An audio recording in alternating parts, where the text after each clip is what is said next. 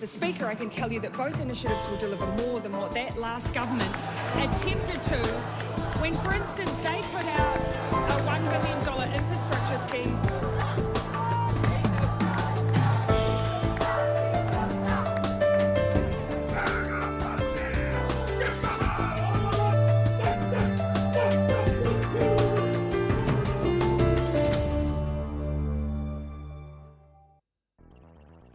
Tēnā koutou, I'm Selwyn Manning and welcome to A View from Afar. And today, political scientist Paul Buchanan and I will analyse how it is now clear that atrocities have been committed against Ukrainian civilians and that those atrocities are widespread. It appears symptomatic and it may be coldly planned by Russian leaders as troops withdraw toward the east. But can justice for the victims be achieved? It appears the crimes committed in Ukraine potentially fall into four categories. They are war crimes, which includes the targeting of civilians, crimes against humanity, which crosses a scale between systematic and essentially focuses on individuals, and there's genocide, where groups are targeted, but also significantly the crime of aggression, which is the waging of an illegal war. This week, for example, Professor of Law Philippe Sands of the University College in London told PBS, for example, and I'll quote here, "In the present circumstances where Russia has waged a war that is manifestly illegal, it is plain to me," he says, "that the crime of aggression has been perpetrated." And Professor Sands goes on here, and I quote, "And the significance of that crime is that it is the only one with a degree of certainty that reaches the top table, and that is Vladimir Putin. Mr. Lavrov, the defense minister, the senior military, senior intelligence, senior political leaders," Professor Sands said. Also, in the works that is coming out of academia on this, is the work and the comments of, once again, a professor of law, Yvonne McDermott-Rees, of the University of Swansea, where she told DW News in Germany, and I quote here, "Let's say theoretically, we have a trial before the International Criminal Court. The ICC seeks to prosecute those who are deemed most responsible."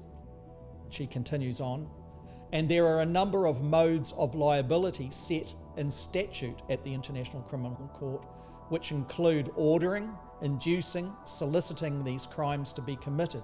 But importantly," she says, in the case of Vladimir Putin, I quote, "there is superior responsibility." But as Paul Buchanan and I are about to discuss, it is challenging in the extreme to bring leaders, particularly leaders of a nuclear power, to justice. So, that's the program as we laid out, and Paul and I will go deep into this. But before we do, remember that if you are joining us live via the social media platforms, feel free to comment, as we can include that interaction in our program. So, with all that said and done, let's cross to Paul, who is waiting to discuss this and many other aspects to it online right now. Good afternoon, Paul. Tēnā koe iho. Kia ora, Selwyn, and good afternoon to both you and the audience. I hope everybody is well.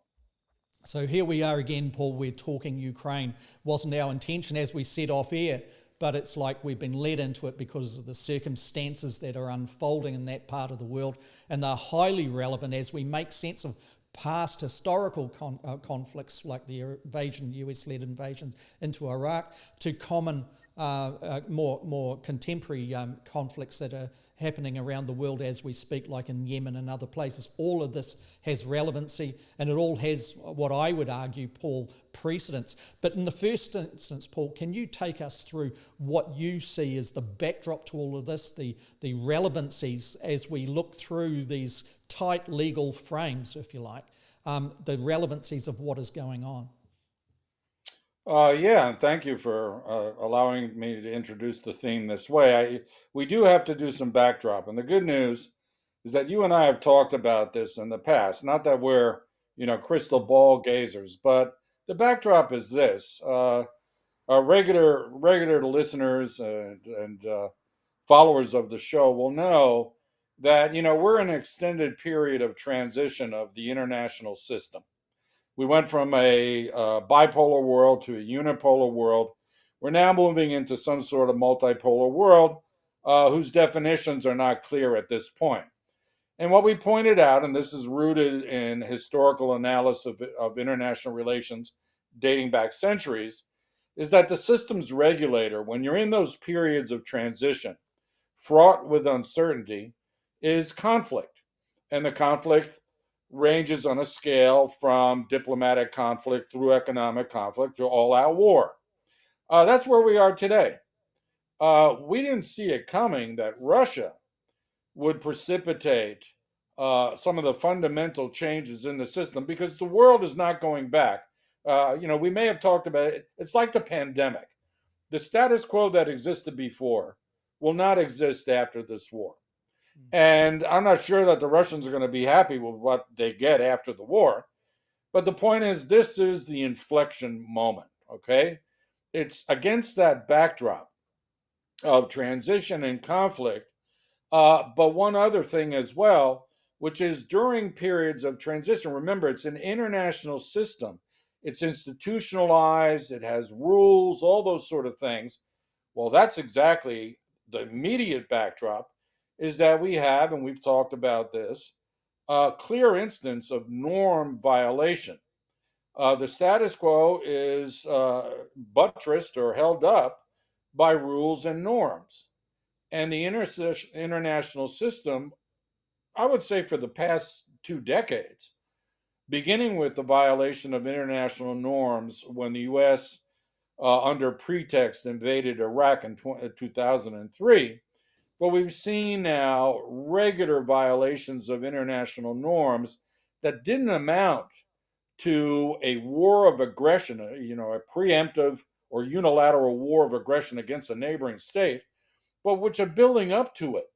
So in a weird way, this was foreseeable.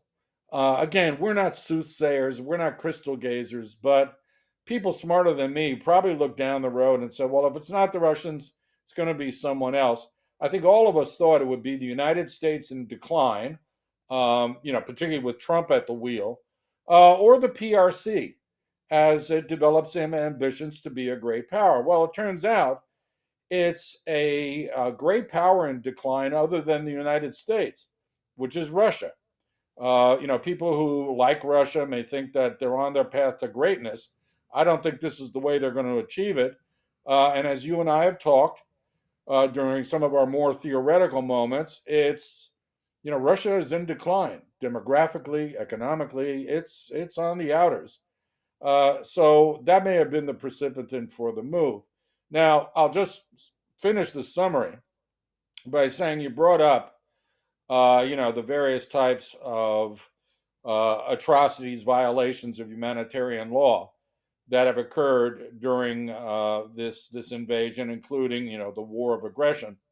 I'll say this: it's very clear that war crimes are being committed on an industrial scale. However, I don't think we've reached the levels of genocide because genocide is the deliberate and systematic targeting of groups because of who they are, because of some innate characteristic, race, religion, ethnicity. Heck, being gay or being a gypsy has been criteria for whole-scale elimination, and that's the key. It is an attempt to eliminate, physically erase an entire population and its culture from given territorial limits. I think the Russians could be sliding towards that. I don't think it was their intent from the beginning, but we'll talk further on in the show about the Russian way of war, and I can elaborate on what we're seeing as a very typically Russian response to disappointments on the battlefield and being forced to retreat.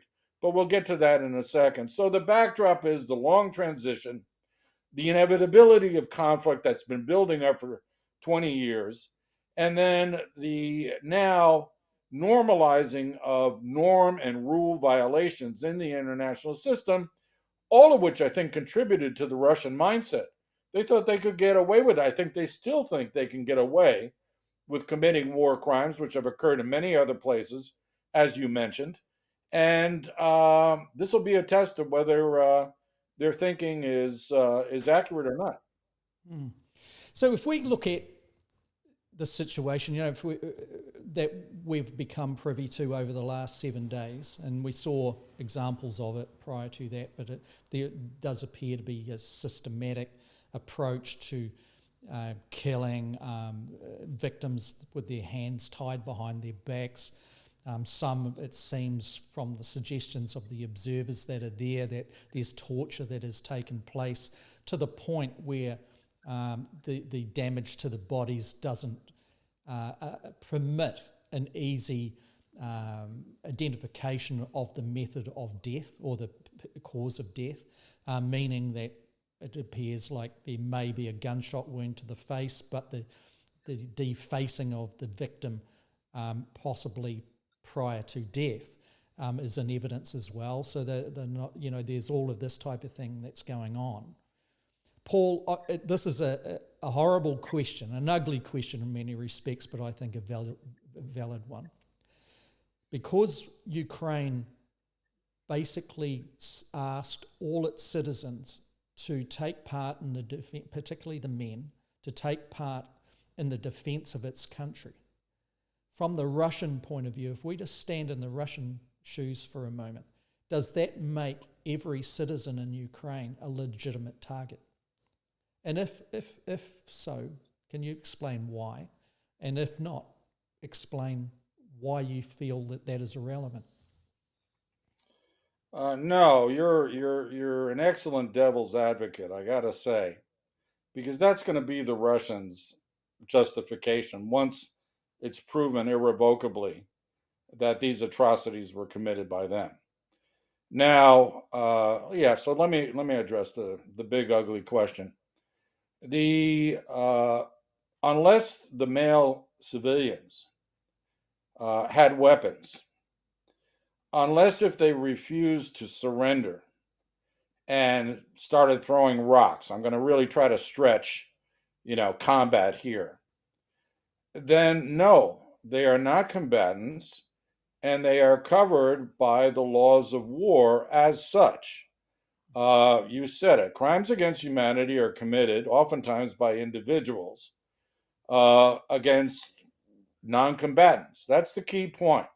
Are you armed or are you resisting? Now, I just watched a video this morning of a hapless soul being shot off a bike. We've seen the images of his corpse on the street. Well, I saw the video of when he was killed, and he was killed, I think they're called BMR 112s, an armored personnel carrier, firing a 100 millimeter automatic gun. And he was a block away, and they took him out. He was on a bike. He wasn't even headed in their direction. That's a war crime, full stop. When you add into it the torturing and the raping, because rape has been used now as a weapon, Yeah, very which significantly. which incidentally has very bad parallels to what was done by the Serbians to the Kosovars and the Bosnians back in the 90s. And I don't want to make too many inferences about Serbians and Russians, but let's just say they employ a style of warfare that's rather similar. Nothing justifies killing people in this fashion, especially when if you detain them and you tie their hands together and whatnot. One of the things professional armies do is when they're dealing with non-combatants, one of the laws of war, if you get into the finer print, is that if people surrender, they can't be killed. If you handcuff them, in fact, in the U.S. military, if you walk past a surrendering individual and you check for arms and whatnot, and they're not playing possum, then that person is immediately covered by the Geneva Convention. And so you would think that the Russian military, as a professional military, would understand the difference between A, combatants and non-combatants by the simplest of definitions, and then would understand that the treatment of non-combatants has to be non-lethal. That excludes collateral damage. I mean, an artillery shell, misguided, landing on a school, that's nasty, but you can make the argument this was a dumb bomb. We were covering fire and one went, in a bad direction. Perhaps. Which is But kind of the defence that the New Zealand Defence Force laid relating to, an alleged atrocity that occurred in Afghanistan and with faulty sights. The projectiles went askew, and yes, they seem to kill some civilian individuals at that point. So it's often used, isn't it? it is. But when you see individual civilians meters apart, as in 10, 15 meters apart, laying dead in the street with their hands behind their backs, that's not a wayward artillery shell that killed them. Then, of course, yes, there's all evidence of summary execution, the gruesome videos of people in basements where they've been herded in there to be slaughtered. I mean, to me, it's incontrovertible that the Russians have committed these atrocities, but knowing a little bit and learning every day a lot more about the Russian style of warfare, these could be the acts. They could be acts of revenge, acts of retribution, because the civilian population would not support them. We've heard, for example, reports that Russian soldiers have been poisoned by poison-laced cakes and cupcakes. Okay. And that probably, drove them nuts. A professional military should not go crazy because some of their soldiers got poisoned by cupcakes. But I think here they did. And I think that there's where we have to be careful with attributing blame up the chain of command. I would love to. I'd love to be pinpoint Putin. Yeah. Well, but let's explore that part. Because, we do know about retribution, don't we? From the point of view of Nazi Germany, their soldiers had a thing where you take out through such means one German soldier, Wehrmacht or otherwise, and therefore it was calculated mathematically on how many civilians would pay the price for that move. But there's an interesting thing that you raised with me this week over email, and the question here has come from that, and it's, can you talk us through the possibility, or even if it's a probability, where the crimes committed by troops, and let's say that we accept that they were committed by the Russian troops, but so as to cover their retreat. The question here is, by killing and leaving dead Ukrainians behind, so that the Ukrainian armed forces were forced to stop and to attend them, which facilitates a military operation of returning toward the east and makes it an easier path for the Russians. Paul, when you raised that, I wanted to put that question to you. What's the merit of that, and how real does that appear to you when you've studied this the Russian style of warfare here and in other places? yes, and in other places. So you and I have talked about the fact that the moment of greatest vulnerability for a military force is the moment of disengagement. Disengagement, more often than not, if there's not a negotiated ceasefire, is undertaken by the defeated party, the party that no longer wants to fight. And they could be ordered by central headquarters, they could do it of their own accord, but whichever way, when you disengage, let's say your backside is uncovered, and soldiers are well aware of this. Again, professional militaries would not do this, but one way to slow down the inevitable attacks that are going to follow your retreat is to kill civilians, even round them up, and put explosives around them. I mean, anything that will slow down their saviors, and in this case, their compatriots, who are not going to chase Russians down the road if they see women and children struggling on the street, tied up or badly wounded, and they've got to check the dead. I mean, you don't know if someone still has a chance. And so they're banking on the compassion, the empathy of what we call co-specific, so fellow citizens, to slow down the counterattack that will occur when they're retreating. This, it turns out, is another aspect of the Russian way of war. When things don't go well, uh, they start scorching the earth and doing everything possible to facilitate their retreat. These units that had to leave Busha, and now we're hearing about other towns that were part of the siege of Kiev, they were in disarray. All right, they were having a hard time fighting against well organized Ukrainian units. And so, what was left to them as a recourse was to kill civilians, make it hard for the Ukrainians to chase them down and kill them. They were headed to Belarus, which was only in one instance 60 kilometers away. So they were getting out of Dodge really fast.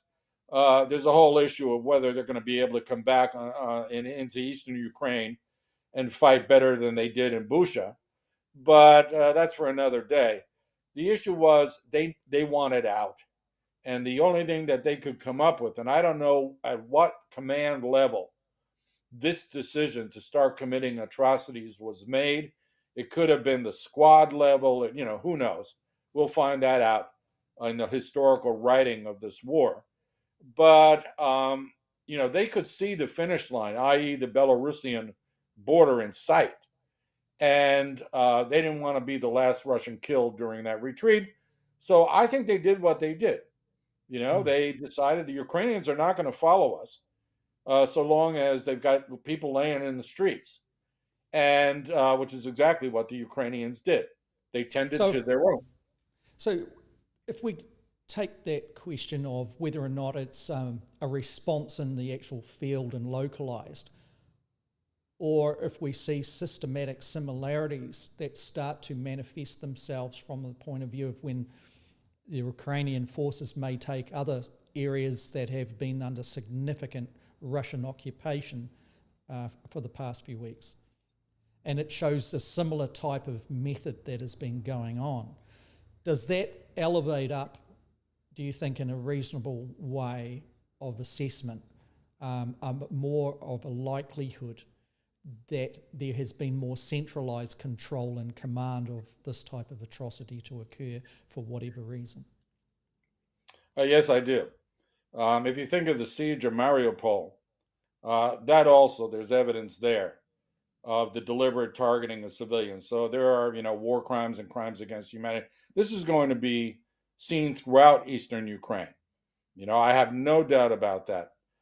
Because again, this is a aspect of the Russian style of war. If they can't have it, no one's going to have it. And or at best, it's going to take years to rebuild not just the physical infrastructure, but the social fabric of the places that they have destroyed. That's where we're starting to creep up to genocide, because they want to destroy them culturally. They want, that's why they're getting very close. Now, this could be, you could take a certain Army Corps, tank commander, who has a division worth of tanks under his command, who says to his particular division, if you start getting pushed back and encounter resistance, kill everything you see. All right, so that could be a bad commander, but he'll be wearing stars at that point. So now we've moved up. The issue is, does Putin know about this?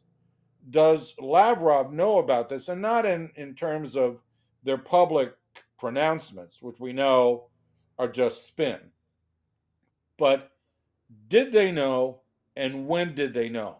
Did they go in knowing that from the Kremlin down to the bottom, the order was, if you can't get your way with these people, slaughter them? Or was that left to division commanders, battalion commanders, regimental leaders? I mean, A buffer that's once again. yeah, and we'll talk about when we get to the enforcement of the laws of war and the indictment and arrest of war criminals.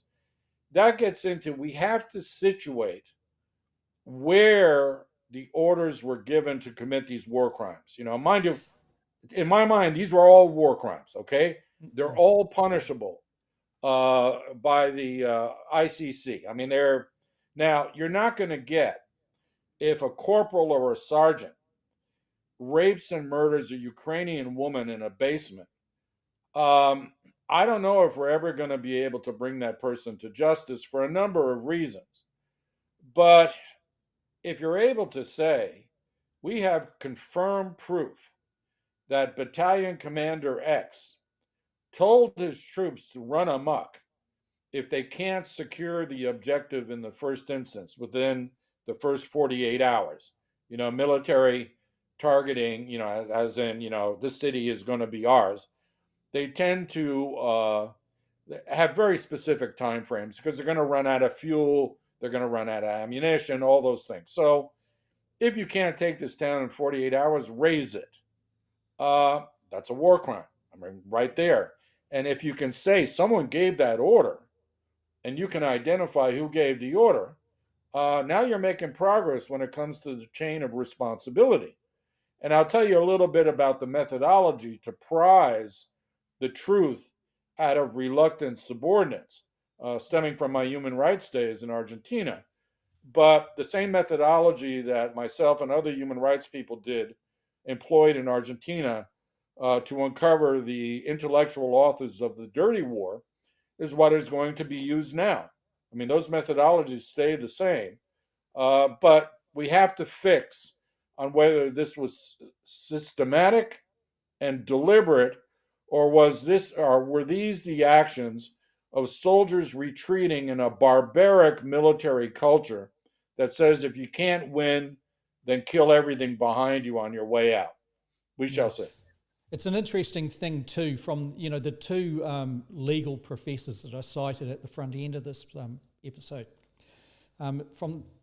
There's Professor McDermott Rees, and her view was very much weighing on the International Criminal Court's response to this, and also the avenue of recourse where a leader can come in frame under the superior responsibility elements of law. And clearly within the legal fraternities, those issues are being discussed, because when you look from outside without a knowing degree of expertise in a certain area, it's quite opaque, isn't it? In some cases it's subjective, and this is the thing which would lead to precedents perhaps, or case law as it's tested before courts. But she was very firm on that, so it was an interesting thing. And that is one of the person in the leadership being tested after a crime has been committed, after an event like this invasion has concluded, perhaps through whatever it means, is then looked at from the point of view, what did that leader do from the position of superiority to prevent such crimes? And it may be, for example, you've talked about a military response here, that there seems to be a systematic style of the Russian military in certain circumstances and how they will act, and that this fits with previous historical evidence of it. A bit like, and I should say, did the United States learn from the atrocities of My Lai in Vietnam all of those years ago, where it tried to hide that? I've seen My Lai with my own eyes, and also the carpet bombing in that area that goes on but that's another issue. But there's relevance here. Does superior responsibility also have a relevance of whether or not a culture that is known to exist within a military, to allow that to prosper, to cement in? And whether or not that responsibility, even if it's military commanders or it's the atrocities are committed right down the thing, does that lead to the responsibility of Putin, Lavrov, the military brass sitting in Moscow, and the intelligence fraternity, and the politicians of leadership, and in Putin's cabal. So this is the whole thing. Those are a whole series of questions, Paul, that I'm not necessarily putting to you to pick through and answer, because it's ones that are yet to be tested out, but they're there. And then there's the other areas of Professor Sands, Philippe Sands from the University of London. And he is saying all of that is relevant for the International Criminal Court. But he's making a big point here. He is saying a separate tribunal that looks at the crimes of aggression with respect to an illegal war. And he is saying that in his learned mind, his legal mind, is a clear-cut, shut case against Putin himself. And that's how you capture it. And the ICC in tandem can do its thing in the more complex areas that we've just adjusted. But that's a fascinating part from the point of view of recourse. And there are those out there, and I'll put it to you, as well, if you want to pick this up, that why has the West not been tested? That why has the United States leadership under the superior responsibility things, when the choice was made to go into Iraq and invade, and we all know that on the basis of false information, as it turns out, and also with Tony Blair and and many others we could sit here and say. Paul, without being muddled, all of those kind of tangents are a part of the public discourse at the moment. There are those that sit there and saying, well, it's all very well taking a hard line against Russia in this respect. But what about all those others? Surely they need to stand trial as well. Is this why the UN is broken? Well, in part. Here, let me untangle this, sort of reverse engineer your train of thought. When you're dealing with war crimes and crimes against humanity, much the way you deal with let's say criminal prosecutions, you do distinguish between material and intellectual authors. And that's going to be important in this case because the Russian military command and control structure is highly centralized. You see, and this is no defense of some of the actions of U.S. military personnel around the world over the last 20 years, but the U.S. Command and control structure is highly decentralized. Very young lieutenants, people who are in their early 20s, have extraordinary decision-making capabilities. I mean, I always thought, because of my association with the U.S. Navy for a while, you're putting 24-year-olds in 35 million F-18s and giving them the ability not only for that aircraft, but to go and kill people. You give them a target set and off they go. It's a lot of responsibility for relatively junior folk. Well, in Russia, they don't do that. If you notice, just as an aside, most of their pilots are well into their 30s. They're simply not given that level of responsibility at such a young age. And that's because most of the decision-making power in the Russian military is done in the Kremlin. So I think that's going to help the investigation and indictment of Putin and his cronies as the intellectual authors of the material crimes committed by their subordinates on Ukrainian soil. And I well hope that is. Now, this actually gives a further glimmer of hope. And I don't mean to stretch the concept out, but think of it this way. And here's where I'll dredge up a very unpleasant aspect of my past, in that I did human rights work in Argentina after the Dirty War. In particular, my remit was to investigate women with young children and pregnant women who had been disappeared by the military regime. Let's just say that didn't end well. What I discovered as part of these forensic teams, you need anthropologists with tomb digging skills. That's one among many things. What I discovered is that the only way that we could get to the military junta And the military commanders who ordered the torture and murder of civilians, and they went way beyond political opponents, was to get the people who actually did the murders, the soldiers, the sergeants, and say to them, we're going to grant you immunity from prosecution if you give up the names of the people who ordered you to commit these atrocities. And we'd work our way up the chain. We'd start with the regular soldiers. See, there was a lot of bloodletting where, in order to create an atmosphere of collective culpability, sergeants would order soldiers to commit atrocities. They would do that themselves in front of each other. So now they're all to blame. And all this was at behest of officers who, in some cases, looked the other way. In some cases, they were enthusiastically involved in it. And so we would work up the chain and say, we'll promise you immunity because you were just a hapless soldier, even though you're a murderer. You're a rapist and a murderer, so you're a scumbag. And sure enough, people started to break the higher up you went. They started going, hey, it wasn't my idea. And so then we started differentiating between those who had any degree of autonomy in their decision making and those who did not. If you did not, you could be offered immunity in exchange for evidence against the other guys. And that's how they worked up the chain. And they went very high. That is to say, they were able to identify generals who said, make sure no one survives, this campaign. And then when those generals approached and the evidence was held against them, they started turning on each other.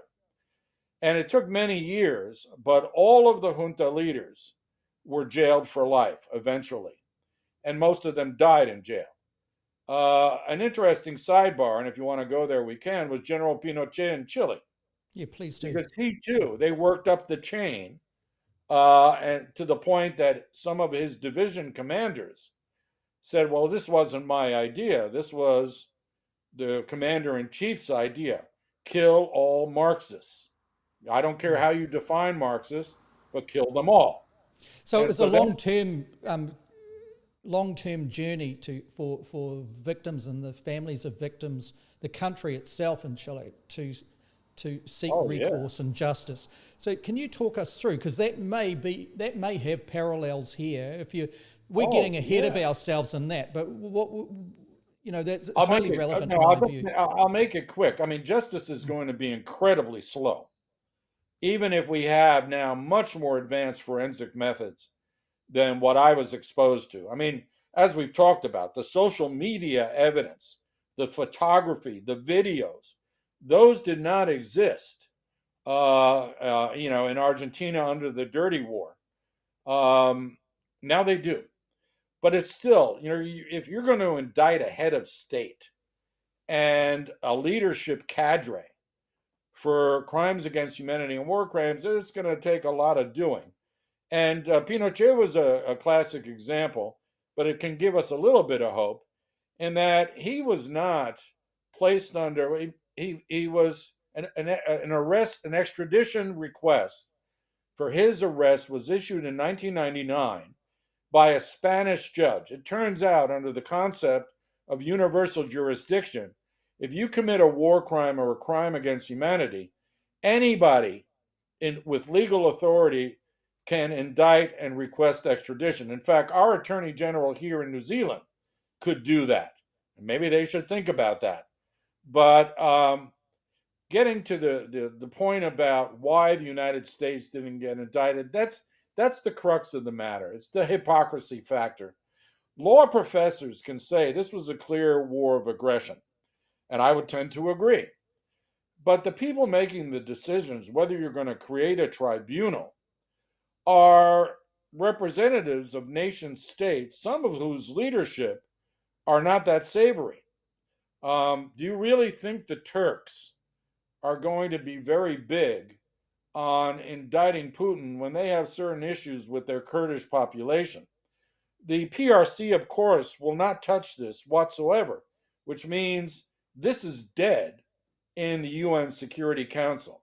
Now, maybe in the General Assembly, you could get a resolution authorizing an independent tribunal. But now we've moved into the realm of political trials. Because now, I mean, I was thinking the other day, if it's just the EU and NATO that bring to trial any Russians for the atrocities of the Ukraine, it's going to be seen as sort of the West European revenge. It will not be seen as an international bringing to justice of war criminals. I mean, that's why it's So, got to have near universal support. And that's going to be problematic. However, given that any country can use its legal authority to request the extradition of accused war criminals, and that's where ICC indictments will be decisive because it'll be on behalf of the ICC.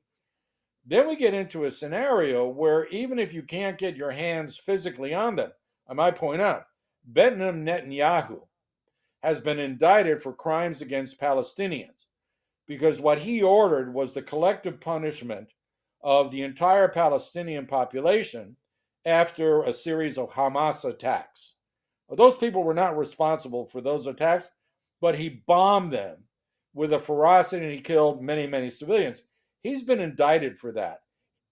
They can't get their hands on him. No one wants to try to go into Israel and grab Benjamin Netanyahu. However, he cannot travel outside of Israel because if he steps foot outside of Israel, someone will try to get him. Well, Pinochet wound up living in house arrest, de facto house arrest, from the moment that that Spanish judge issued the extradition request. Maggie Thatcher protected him in the first instance, but he became very sick while under house arrest. Long story short, he was brought back to Chile eventually, a few years later, and he died under house arrest in Chile while he was waiting trial for crimes against humanity.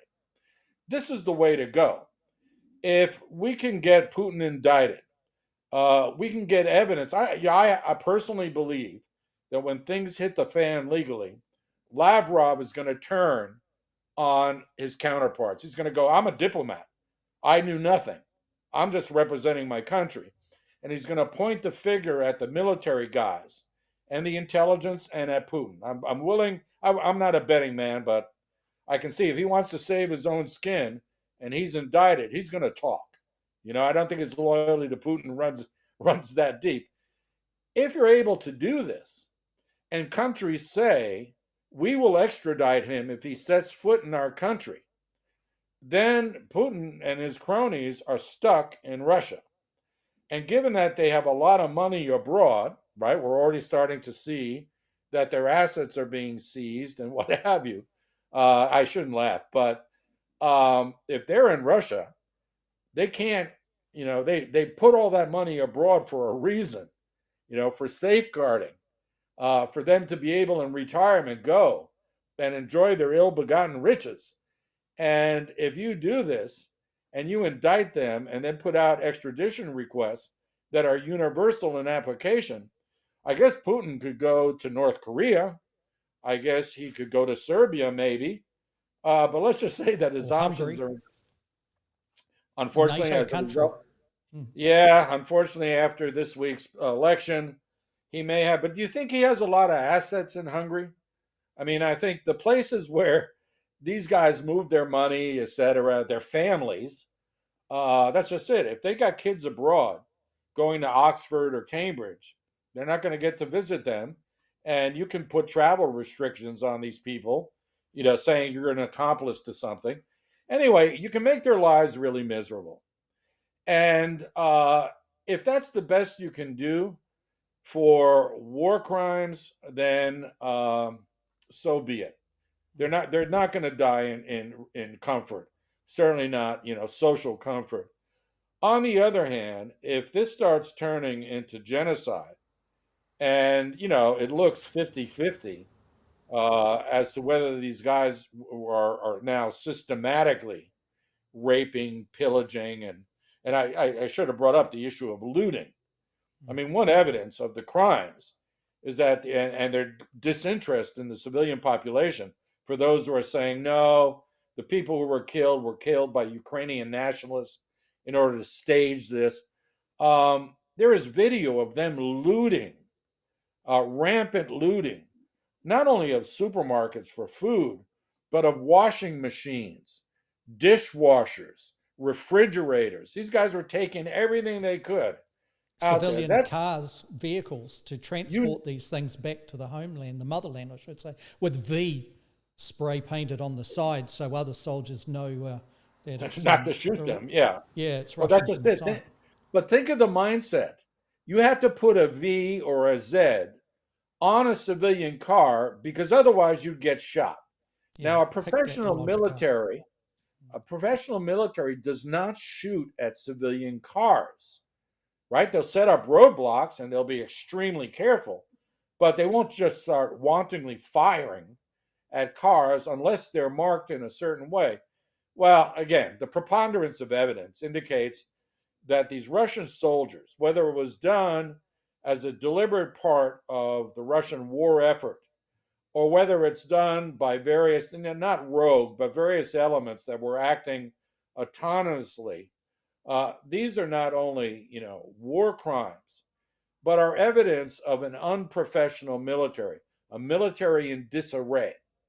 And I think that is an avenue for inquisition because you can, again, using the methodology I outlined, you go to the lower level soldiers and you say, we know that you were there.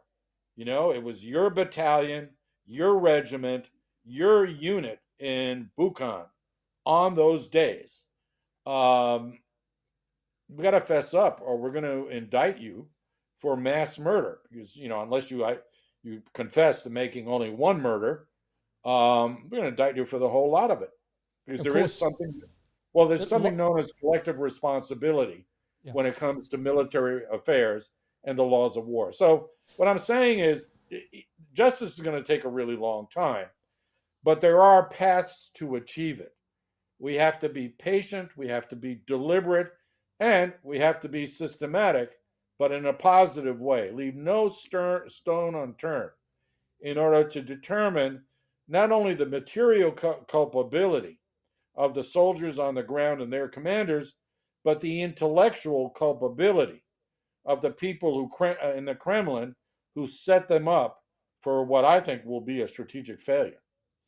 And I'd add too that it may be that justice will not be seen with some of these leaders that we've discussed here put in chains and locked away forever. It may be that,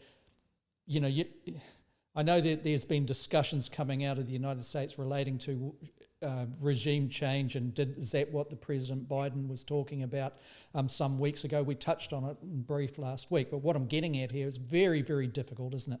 As we said in the introduction, difficult in the extreme to actually go in and have such methods to retrieve and try and for a leader to face the consequences, particularly when that leader is a leader of a nuclear state.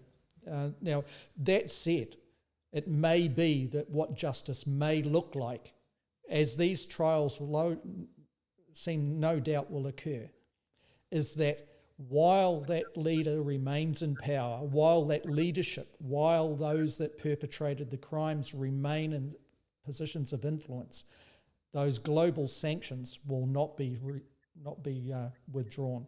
That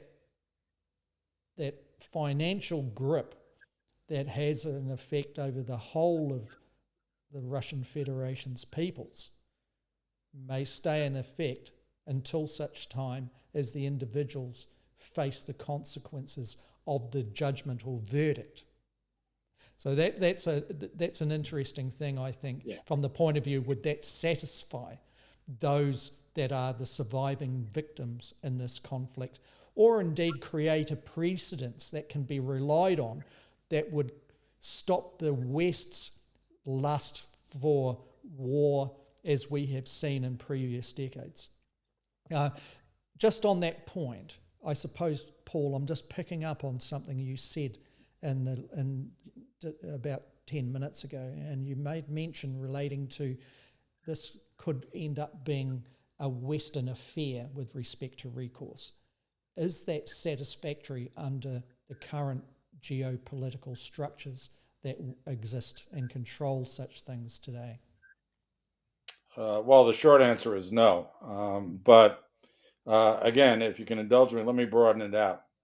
With regards to the hypocrisy of people like George W. Bush, not being indicted by the ICC, and again, both Russia and the United States don't belong to the ICC, so nominally they're outside of their jurisdiction, but could have been subjected to independent tribunals. We've talked about the whatabism problem and all of that, but let me leave you, or at least for this, I'll point out many years ago when Nelson Mandela died, someone asked Robin Williams how he felt about that.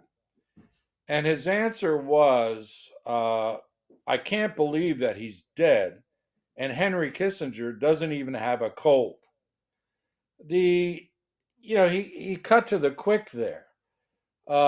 Certain powerful countries, particularly during the age of U.S. hegemony, if I want to use that trite phrase, were pretty untouchable.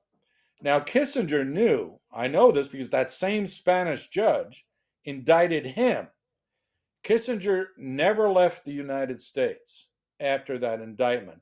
There's Except reports he was at Panmunjom and the commemoration up there on the US side, of course. I was up there and in Seoul at the time and ended up taking a photo of him. What year was that? 2003.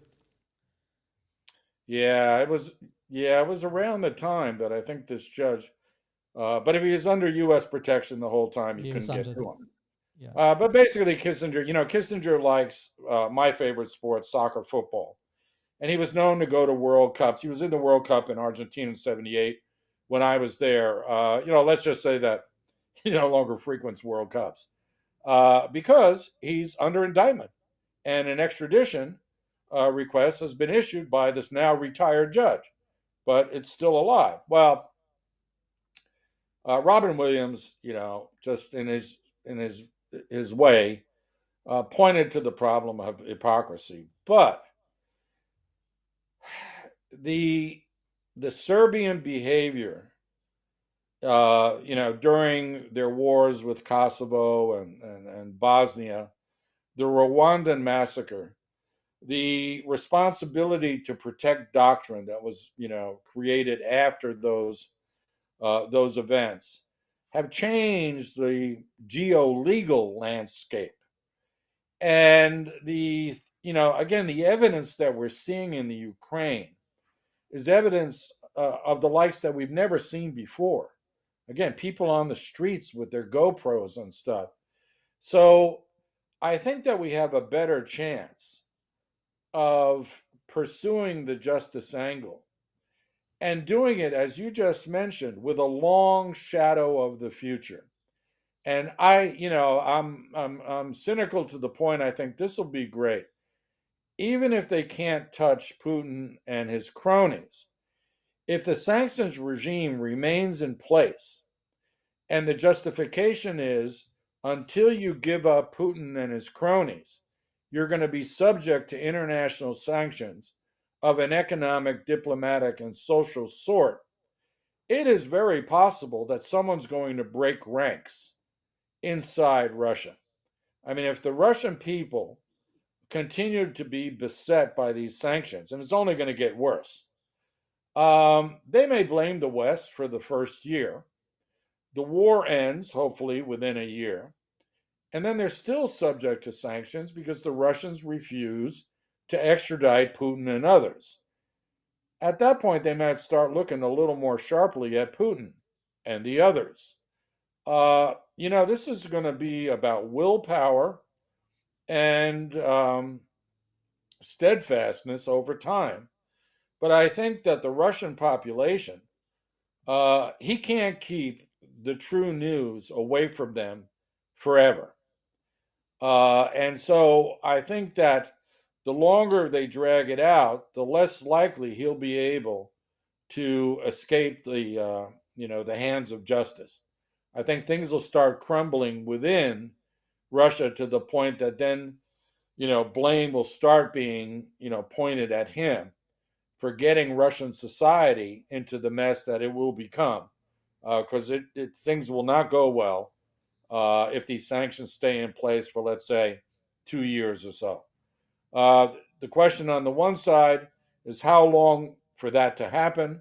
The question on the other side is how many countries are going to break ranks with the sanctions regime in order to curry favor with the Russians.